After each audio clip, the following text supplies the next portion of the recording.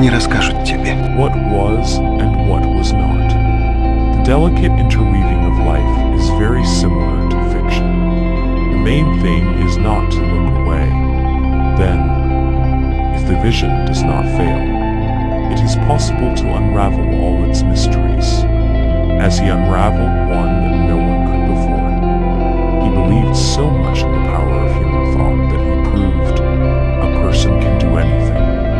Even in his lifetime, he became a legend, whose talent was spoken of with a sigh. In the other one, I don't think he deliberately aimed for any theatrical effect to develop or entangle himself in such a mythological space. Why? His discovery was compared to a space flight and used as an argument in the confrontation between two superpowers. Net now. But this is a very important achievement of Soviet science. И это, в общем, была такая настоящая пиар-компания. Yuri Knorozov, the man who deciphered the mysterious Maya script. If only the real ones came. Инопланетяне, именно он. I would be able to decipher their language. In a fleeting moment, he becomes practically a national hero in Latin America.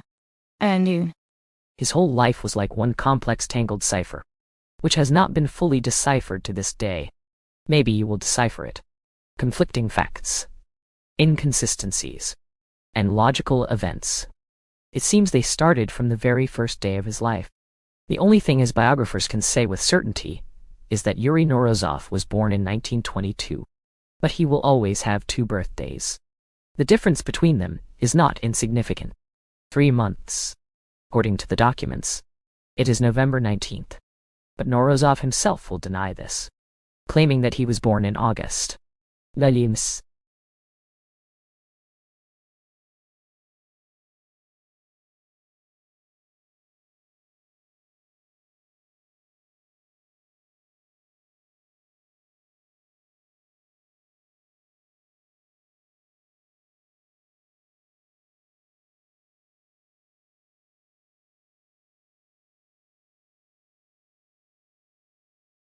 the biography of Knorozov is like many things in the history of our country in the 20th century. It is something that is difficult to fit into historical constructs. Despite the abundance of sources and so on from that same 20th century. And here is a double birthday. As Yuri Leonidovich said, this can still be some kind of real fact of his additional life, or it could be his invention. I think it's November. Although, for some reason he once told me that his actual birthday is in August. Why not know? Because I believed it for a long time. So, even though everyone congratulated him in November, I also congratulated him in both November and August. And when I started to write his biography, well, his mother was a believer by name. He was baptized. And clearly, he was baptized as George. So, precisely this set of November Saint George is clearly from there. That's why he made it up for some reason. I don't know why. To the 5th son in the family, it was destined to receive a home education different from his peers, especially since the pedagogical method by the great psychiatrist Bekhterev had already been tested on older brothers and sisters. And The students developed it in the vector. Developed this model of upbringing with optimal brain resource utilization. So, through creativity, through artistry, parents analyzed their children's drawings and directed their upbringing and interest formation in that direction. So, 1. It's a constant search of some kind. The analysis revealed that Yura's children's drawings are stunning. Here they are. Strange animals, hydrates, birds, and a mysterious deathayate. Where does the young boy from Kharkov get such knowledge of the non-existent? The explanation if there was one, whether real or encrypted, is known only to him. Oh. When I started such a project in the 90s, the emergence of religious consciousness occurred because it was visible that the people in the country had gone mad. Everyone was running after some sects, some incomprehensible teachers. Wow. And it was clear that this society was sick. And naturally, I turned to Knorozov, because he liked to have fun, so he could laugh at such things. And while commenting on the answers to the questions, he, in particular, told me this story when the question was posed like this. And so, what do you think? Who here manifests these extraordinary abilities more? And then he told me that he was playing cricket with his brothers, and he got hit on the head, and he didn't even flinch, although he lost his sight for a moment. Nod. The loss of vision will be temporary, but it will leave a lifelong impression on him. Knorozov will assure everyone that if it weren't for this head injury, who knows? Maybe he would have never come close to deciphering the Maya script. And again, this could be attributed to his eccentricities, which were so inherent to him. The ability to leave behind continuous puzzles, if not for the strange gift that he will soon possess. This is all his relatives tell. That, when he was still a child, they lived in the south, there, where the father's house, under the Kharkovs, and there stood and still stands a very large table among the fir trees, which the father planted. Wives and neighbors would come, some with a headache, some with a toothache, and he would relieve this pain. Wow. Civilization as the development of human brain evolution. That is the main question that Knorozov will try to solve when he becomes a scientist. But for now, he is a schoolboy and does not differ much from most of his peers, except that he suffers from his mother's excessive coldness. Doesn't he? Yeah. She was quite the person, reserved and somewhat cold outwardly. There was no warmth in her. It did not lie close. It was truly about work, fulfilling duties, education, and she was quite cold. Sober and sharp, hardworking. There were family traditions in them. At the same time, this particular coldness and aloofness were also present in her. While As a teenager, Knorozov will try to compensate for the lack of maternal love, primarily through his relationship with his sister Galina, and in his second year at the Tverchesky faculty of Kharkov University, where he will enroll after finishing school with a silver medal. He will meet his first love, and it seems like he is thawing out now. His love is mutual. Live and rejoice. Hold on to future plans. But everything changes not by his will. A new mystery. he was finishing his second year at Kharkiv University, in the faculty when the war began, and he was already exempt from military service before the war. It was evident that he could not be conscripted. He was sent to the Ryadyakobi militia. Like everyone else at that time, he went. But he didn't even make it to where he was supposed to go. Maybe to Chernihiv, because the Germans were advancing very quickly, and under the bombs. He practically returned to that area, under Kharkiv, dead, to the south, to his mother and sister, who were still there. And there he stayed until February. 43 years old.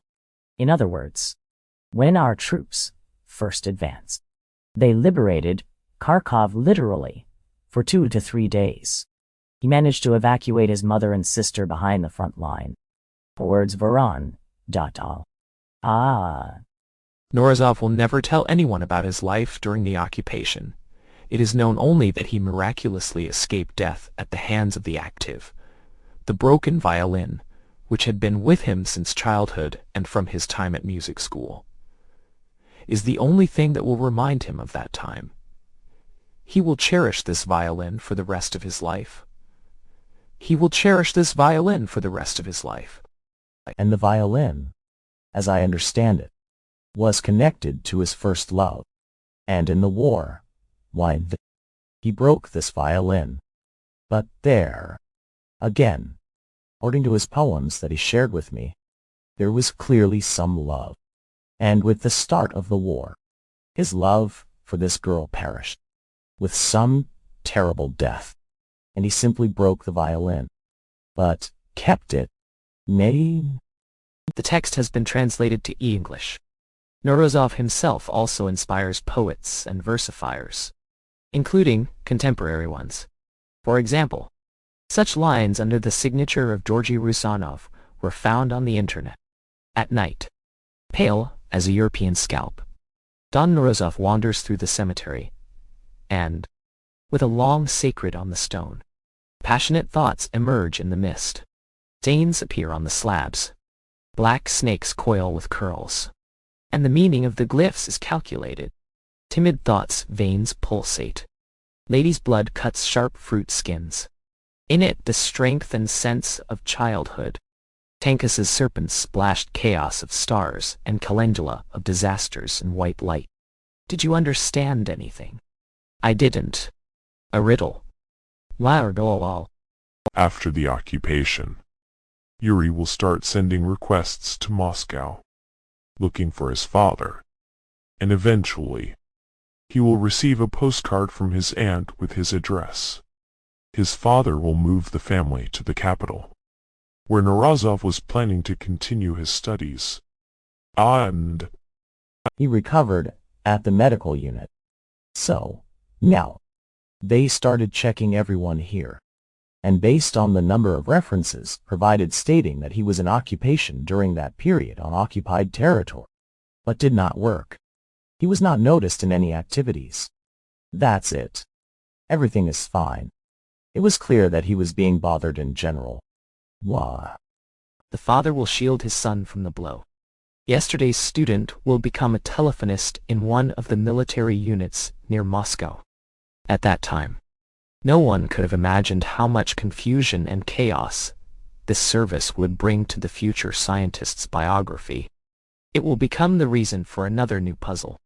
How did he end up with priceless historical documents in his hands, thanks to which he will be able to decipher the Mayan script, solving the mystery that has seemed unsolvable for decades? Having stumbled upon the gears of his own discoveries, if one can put it that way, Yuri Knorozov was doomed from the very beginning to be further mythologized. And naturally, everyone who could contribute to this mythologization, his Western biographers, of course, and in particular, his friend and colleague Michael Company, who wrote a book that, so to speak, became a bestseller in the English and Spanish-speaking world, where the central figure is Knorozov. This story about the books that Knorozov used for deciphering work, meaning, these were military trophies. And here's the beautiful image, truly fantastically beautiful, of a young Soviet officer rescuing books from the burning library ruins in Berlin. And after the appearance of Michael Coe's book, and then in that famous film, Neshny Geographer Door, they directly incorporated it based on the background, on the chronicle. That is, the reverse chronicle goes backwards. And there's this young officer, in uniform, picking up these books, while everyone completely fell in love with this story. For the American audience, the biography of the Maya writing decipherer was slightly embellished. This was done with a purely Hollywood grandeur. Although I say it's nonsense. Well, it's so beautiful. And the window is pale because he said, well, excuse me. Imagine if we take Berlin. I'm just a soldier. And leave my positions. And he is actually a soldier by military ticket. So, I go there to rummage through the library drawers. They would shoot me right away. By my own pawn. Without any conversation. Some idiot can repeat this idiotic story. I mean, he didn't limit himself in words here. One day. Even being a world-renowned scientist, Knorozov will remain under the power of the myth of that fantastic discovery. Until his death, he will claim in his interviews, it's just a fairy tale, a fantasy of scriptwriters.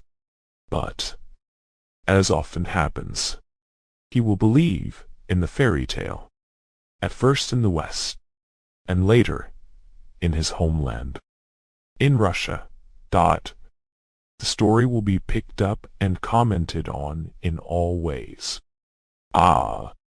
When the myth was launched, Knorozov himself could have fought against it further. He could have commented as much as he wanted that it wasn't true, that it was incorrect, that it was wrong, that it needed, so to speak, clarification. But still, here it is developing as it is developing. Therefore, the biography objectively will continue to evolve towards mythologization. The fact remains a fact, one way or another. Reproductions of the 3 Mayan codices, hieroglyphic manuscripts dating back to the pre-Columbian civilization, will all end up in his hands, and this will raise the question of how he became the owner of such rarities. All that is left is to speculate. How they ended up in Knorozov's hands is a somewhat unclear story. Because, well, the account of sensations is such that he was drawn to dissecting trophy boxes. Yes. So, well, and as he was taking them apart, describing them, then he wrote about it in a way that the books were complex in boxes, and so on. Well, and as it seems, he did everything necessary, because he knew some French languages. Yes, more or less. So, with German it was somehow. Yes, he dissected, described and so on. Well, and since they probably couldn't pay him, well, they probably said, take what you need. Since the mid-1940s, the coincidences in Knorozov's life no longer seem random. Initially unrelated, they will all play a role in his life. The leader of the ethnographic practice, Sergei Tokarev, will show Yuri an article by the German researcher Paul Schellhas titled Deciphering the Mayan Script, an Unsolvable Problem. A powerful trigger for the young ambitious scientist. Yes. According to all the stories, this was the trigger when, accordingly, he had interest. Ideas were present. And then, Tokarev told him, Look, this is what foreign scientists are writing. We must, as scientists, respond to this, both Soviet and so on. Knorozov, apparently, begins to dig in this direction. I believe that by around 1948, essentially, everything was already done for him. Then, there was just polishing left. He was actually quite young. So, in 1943, he was 21. Now, if you look at it, at 21 years old, a student, his mother is still changing his diapers for him. But by the time Knorozov, he had already done all of that, meaning he was already a scientist. In 1948, he will defend his diploma. His graduation thesis will be dedicated to shamanic practices and will declare to everyone. His main interest is Mexico, but he won't be accepted into graduate school. The stone. Foreboding. All the same. In general, they were bothered by his presence on the communal territory. And, in fact, because of this, he was no longer accepted into graduate school. He wrote a dissertation, presented it as an applicant. In other words, a form where a person has never been in a graduate school, nor elsewhere, but sits and writes a dissertation. Well, Yuri Knorozov will only be able to defend himself in 7 years. Meanwhile, he just had to survive somehow. Scientific advisors, Tolstov and Tokarev, will help. They will achieve enrollment in the staff of the Museum of Ethnography of the Peoples of the USSR in Leningrad. On January 1, 1949, Yuri Knorozov was appointed as a junior research associate in the Department of the Peoples of Central Asia. He dusts off Turkmen carpets, as he will later recall ironically. And it seems that he is not at all concerned with titles, regalia, or the size of his salary. Science is the only thing he is passionate about.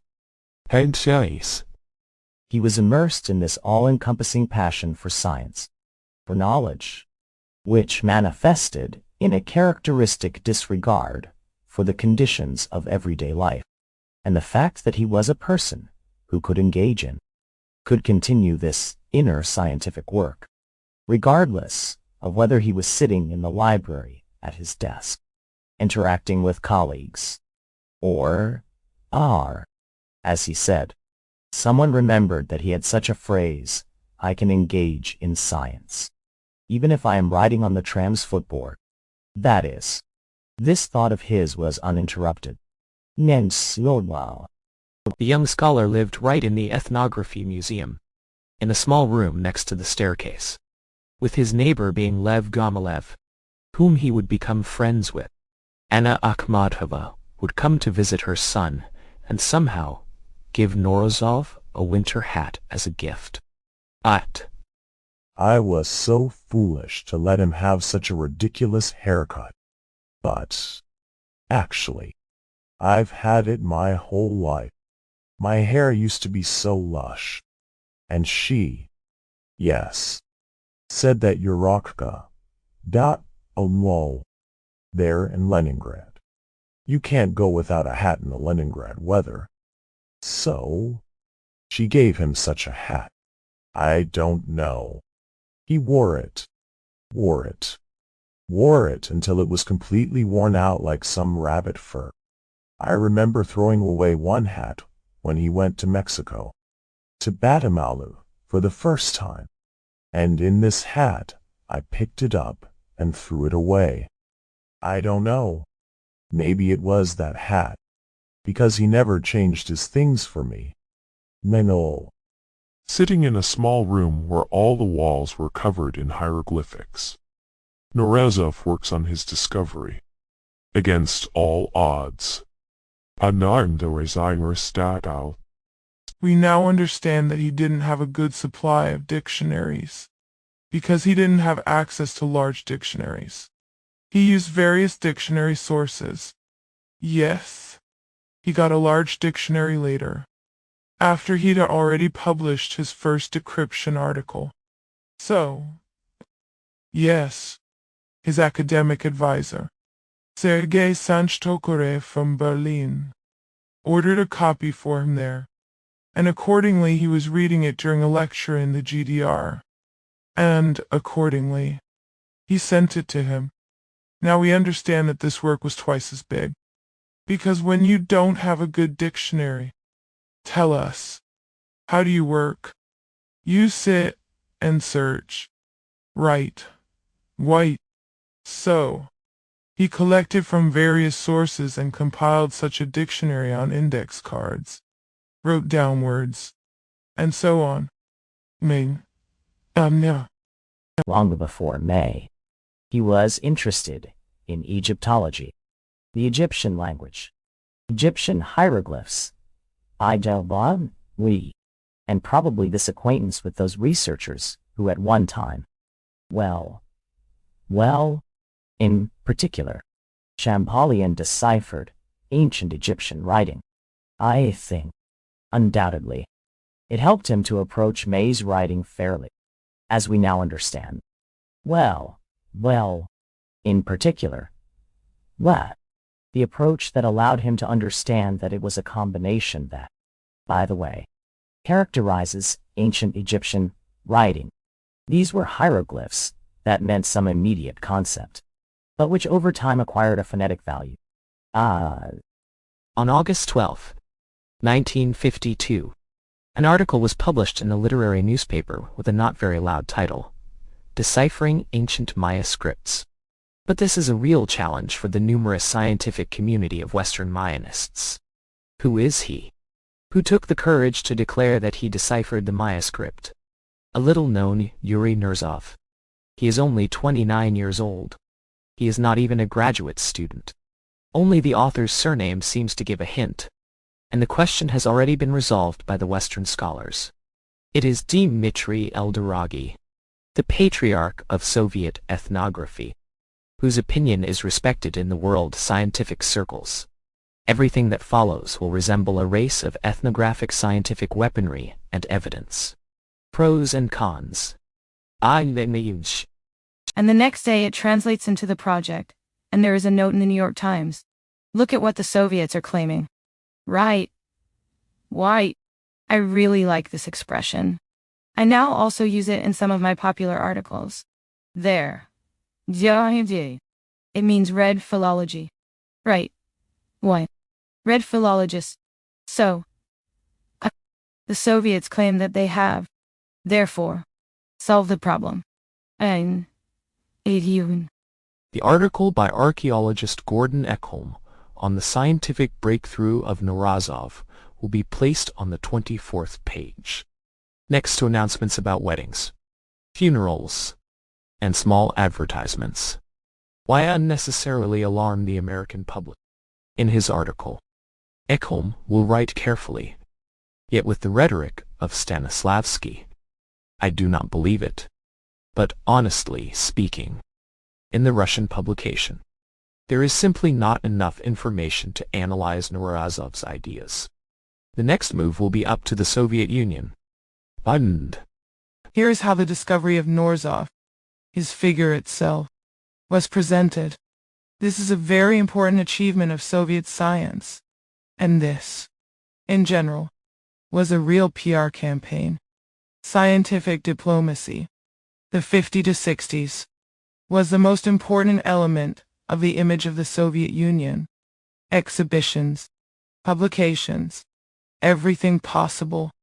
Translating literature into foreign languages. Special journals that are published in a large number of languages, and the number of these languages is growing, and so on.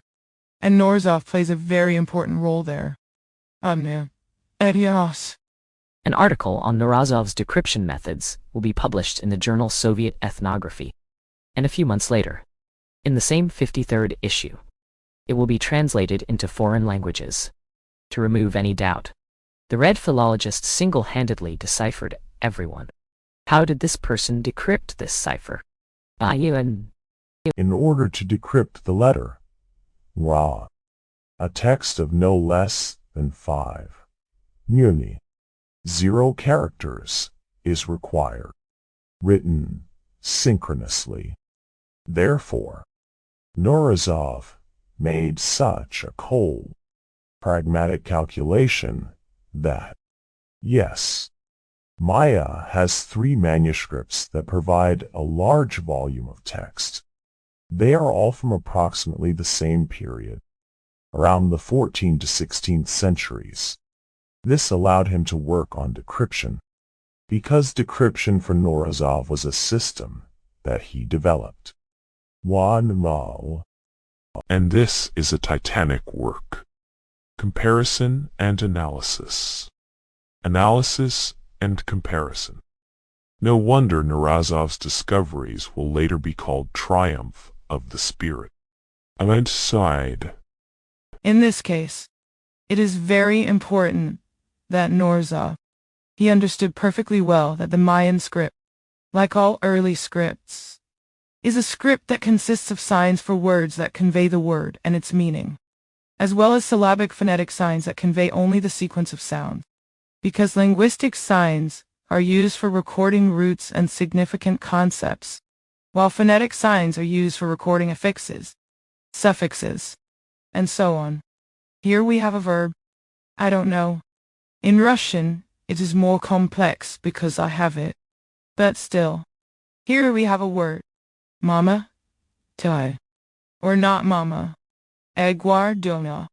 Perfectly fine. The head of Egwar is enough to convey Mother Egwar. But you still need to write Egwar or something else. You won't come up with something else. Right. A sign that represents Egwar in this case. For example. Or verbal suffixes. You need to distinguish the future tense from the present, from the past. If you are writing a text, write, wait, memo, ibigan. Sam Knorozov modestly and dimly named the method of his analysis in accounting. Undui. As he spoke, it was the accounting department, but simply it is that at first. We already mentioned a large number of signs, identifying the type of writing. RY, there aren't so many of them. It turned out there were 350 years. 355. Wow. This already allowed the conclusion that this was a variety of syllabic writing. Then calculations began, so to speak, of which signs are in which position, how many times they are used. That is to say, it was possible to identify all the functional words that are used more often than everything else. Essentially, if put simply, this is a decryption system. You see, this is not like nowadays when many people love the word epigraphy, and they draw one sign and start inventing a whole story there, about some dissolving, about some rains, and some other nonsense. They adore that. You know. Yes, all that is already such a cheap profanation. Because, in reality, as Knorozov said, there should always be a reader of the text. Not one sign, not one word, not a piece here and there, but the whole text. No way, real. The only verification test for this brilliant linguistic game could barely be the alphabet of the Spanish monk de Landa, which he compiled based on correspondences between Mayan and hieroglyphic symbols and Spanish letters. He ended up with a huge pivot table. Okay, he says. Words are coming out. They are coming out. Let's check. And then he goes to the Landa alphabet and says, look, here. Yes. I managed to make it so that this symbol reads as ku. And in Landa it is written as ku. This symbol, in my opinion, most often appears. It appears before the name, before the verbs, by position. It appears before nouns. In some cases. Yes, the Landa alphabet gave new readings further on. In some cases. Because there are symbols that are, say, more compal, for example, in the same theme. In the Landa alphabet, there are symbols that don't exist, in codices, and we still cannot understand what is there. Yes, it was meant. The Landa alphabet served as a verification. After Knorozov's decoding translation to foreign languages, he became known worldwide, and in Latin American countries. His name is known by almost every child. At a certain moment, he becomes practically a national hero in Latin America. Just recently I was working with Mexican newspapers from the 1950s. In general, after Stalin and Khrushchev and a couple of our politicians to Nerzuadatai, and the most mentioned surname from the Soviet Union, all newspapers write about him. Government newspapers write about him. Opposition newspapers write about him. Conservative newspapers write about him. In the USSR alone, despite recognizing his brilliant scientific breakthrough, they categorically refuse to award not only an academic degree, but also still do not want to see Knorozov even among the ranks of graduate students. However, he will pour oil on the fire himself, What is the value of his single phrase about the decoding method? This is just an application of much larger global topics that truly interest him in science. Why did he say this, and what did he? Due to, in fact, Knorozov's essence was not at all about wanting to cheapen everything. He wanted to solve a common scientific problem, understanding what communication is, how a writing system emerges, how to work with them, and so on. There are also famous ones, like Alexander Tsiolkovsky, who published, in his memoirs, a vignette about how they gathered somewhere in Moscow in the late 50s at one of their events, and accordingly, everyone was asking about Knorozov. And Knorozov says, "For me, all this fuss about literacy is more like an application. I am interested in the general theory of decryption as a general problem." Recently, memories of his acquaintance from his student years have been brought up, and there, too, the person says, "Yes, back then I saw that. Yes, he was interested in theoretical problems. Yes, how to solve a scientific problem, and then apply it to me.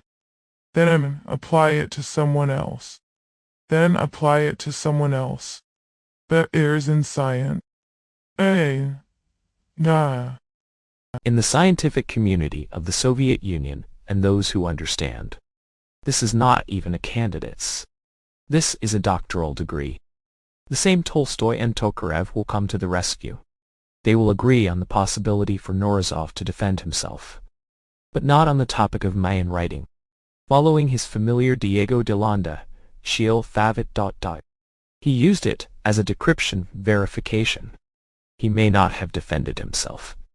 One dismissive phrase was enough. For those who are interested, they read it, or can read it.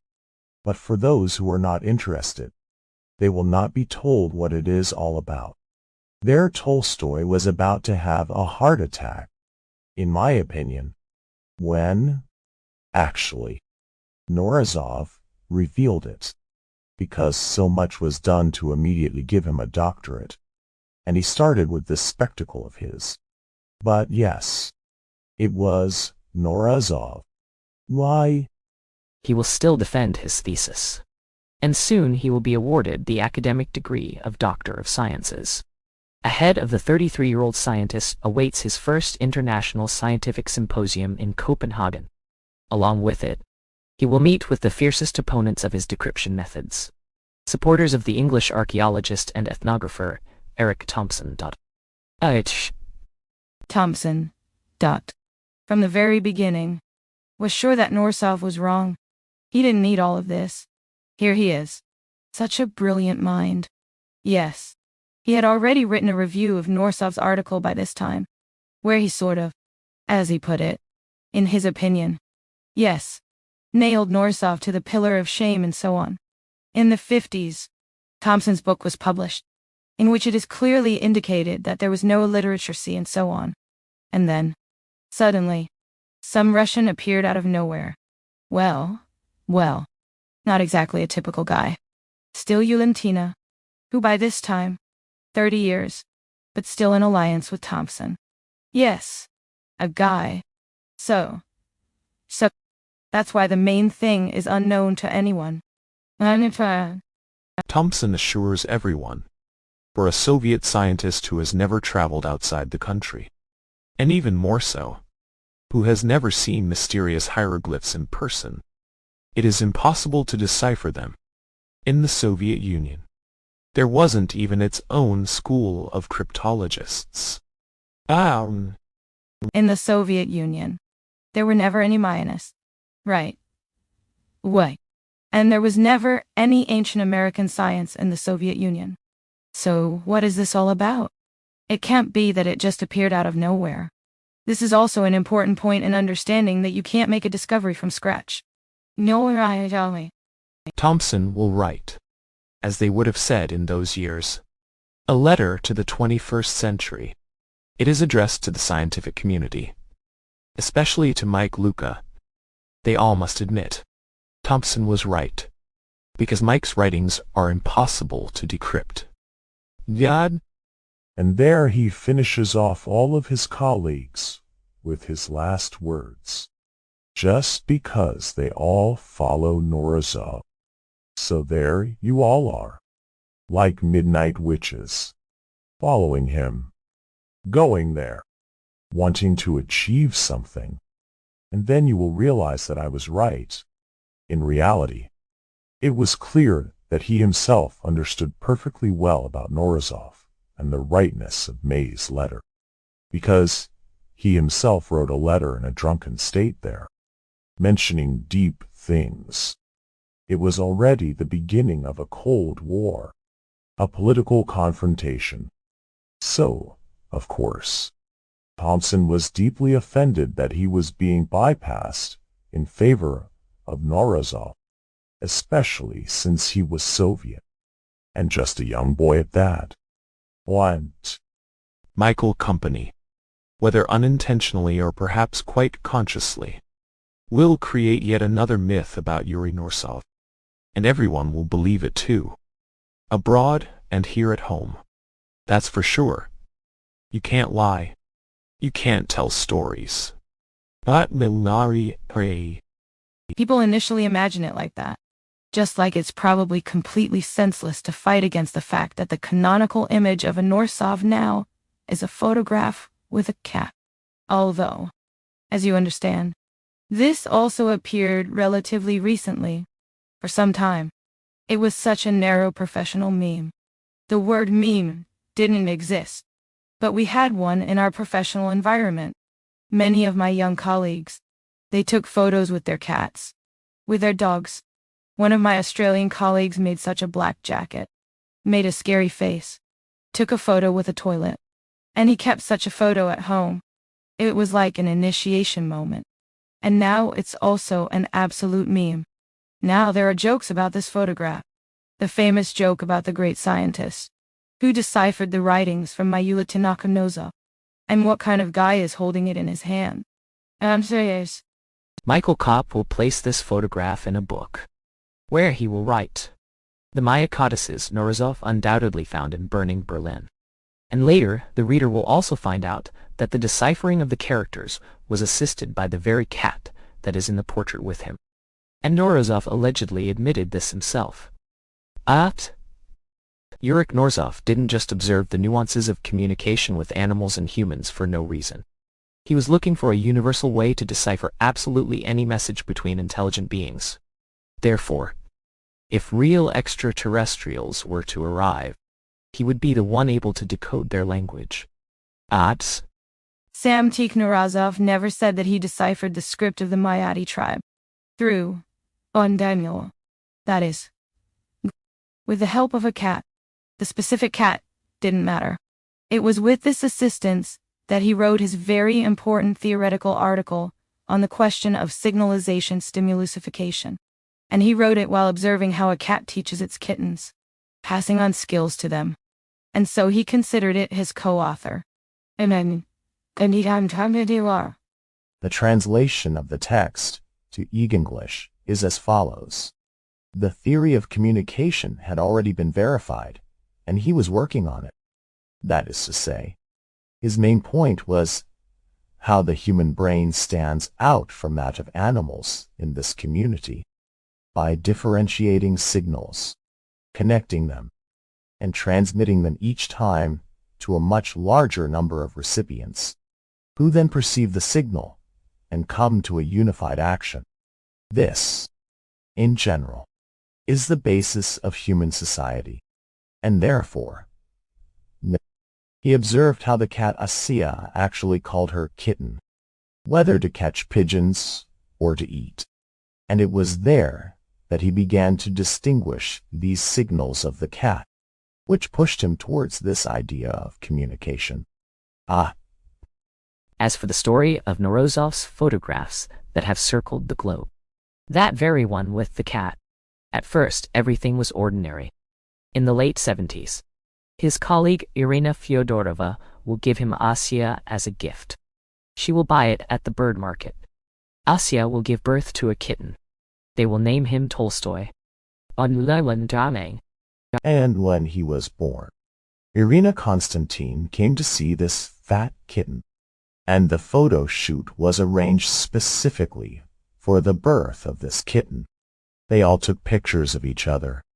This photograph of Yuri Valentinovich came out completely by chance. Here's the translation of the text to English.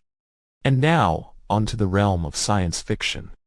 The idea of decryption will come to a scientist's mind when he observes how a cat teaches a kitten to wash. Hunt, dite, purr, die, eat, nourish. Through signals. Knorozov will first find himself in Mexico only in March 1992. A 3-day business trip to a symposium in Copenhagen in 1956 for a young scientist will be the first and last during the times of the USSR. Until its collapse, he remained unable to travel abroad. Why? Another puzzle.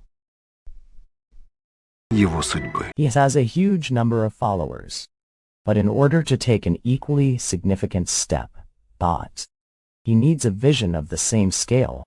It requires the same combination not only of love and interest in ancient cultures, but also the ability of this mathematical perspective, writing on everything related to it, and a brilliant internal breakthrough, impulse, and breakthrough. Why? It always seems like there's a devil's crust. Finished. Won't make it. And then I will fall. I'm unvow. In 1994, Knorozov will be awarded the highest honors of Mexico for exceptional merit, the Order of the Aztec Eagle to foreign citizens. In March 1997, in his last interview, Yuri Knorozov will answer a question from Mexican anthropologist and director Teohogo Rugi. Question he probably got tired of answering all his life. How did you manage to do it after all? Was the response, I wasn't involved at all. Journalists will call Yuri Knorozov the last genius of the 20th century after his death. Strange and cryptic. He proved that the human mind is capable of unraveling the most incredible mysteries, even if the eyes are afraid. I'm sorry, but the word you does not need to be translated, as it is already in English. Is there anything else I can help you with? None.